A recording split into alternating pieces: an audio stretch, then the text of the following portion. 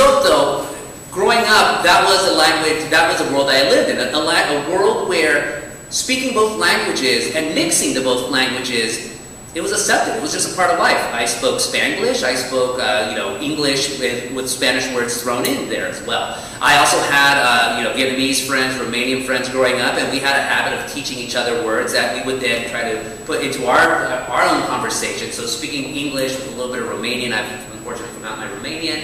Speaking English with a little bit of Vietnamese, with a little bit of Arabic, usually it was the curse words, because, as young boys, that's what you're into, the taboo words. But it was something that I really enjoyed. It was something that I did not have a problem with employing in my day-to-day life. That, of course, changed once I became a reporter. Fast forward through my own life, I graduated from high school, college, got my master's degree here at UCLA. After UCLA in 2003, I became a staff writer for the OC Weekly. And one of my first staff meetings at the paper, we were having a discussion, and I was just talking, and then I said, I can't remember what, but I said something, it ran the gamut from A to Z. So I said gamut, everybody laughed at me. And I asked a friend of mine, like, why are people laughing at me? Is it gamut a word? It's like, that, you don't pronounce it gamut, it's gamut. That spans the gamut from A to Z, G-A-M-U-T. I have been mispronouncing the word gamut my entire life.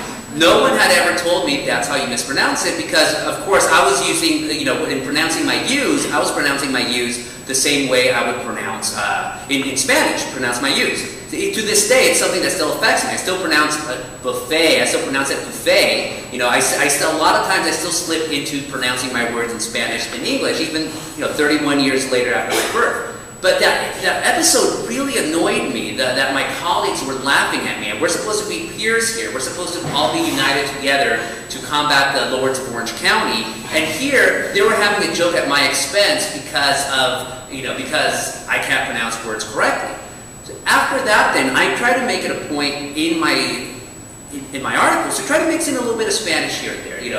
Simple words instead of, refrigerator. I guess that would be a little bit harder. But like, what would be a good example? Oh, I'll give you the best example actually possible. So in the city of Orange County, there is a city called Santa Ana. Santa Ana is one of the most Latino cities in the United States, big cities. It is the largest city in the United States with an all-Latino city council. That's the name of it. Santa Ana, of course, it's Santa Ana. That's its original name. And if native Spanish speakers were going to combine them, you'd use a process of elision and call it Santana. And so in my articles, I had always grown up calling it Santana, Santana, Santana. All of a sudden, people are saying, "Oh, you pronounce it Santa Ana." That very, very annoying accent. So I said, okay, let's actually spell Santana the way the natives speak it in Orange County. So as a result, in the newspaper, I started putting in, whenever we'd write about the city of Santana, I would spell out Santana this way, capital S-A-N, capital T-A-N-A, Santana. People were furious. People said, why aren't you spelling Santa Ana the proper way? And my response was always the same. I'm pronouncing it, we're spelling it how the natives pronounce it. That's perfectly fine.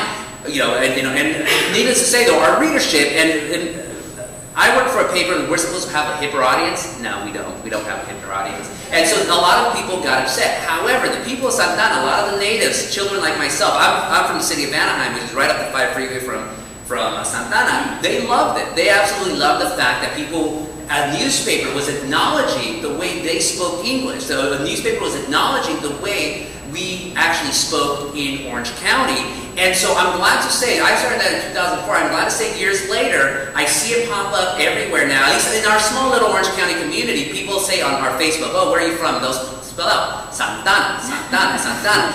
And so I started pushing that little by little. And thankfully I had an editor that didn't resist me in that. He was an editor who also, he was part Latino himself, but he was somebody who loved pushing buttons. And he told me, he said, in our profession, we follow the AP guidebook, we follow the Chicago Manual of Style. We are shackled by the language we use. When we do use foreign words, we have to italicize them. We didn't bother with italicization. We would just print them as is and leave it up to that.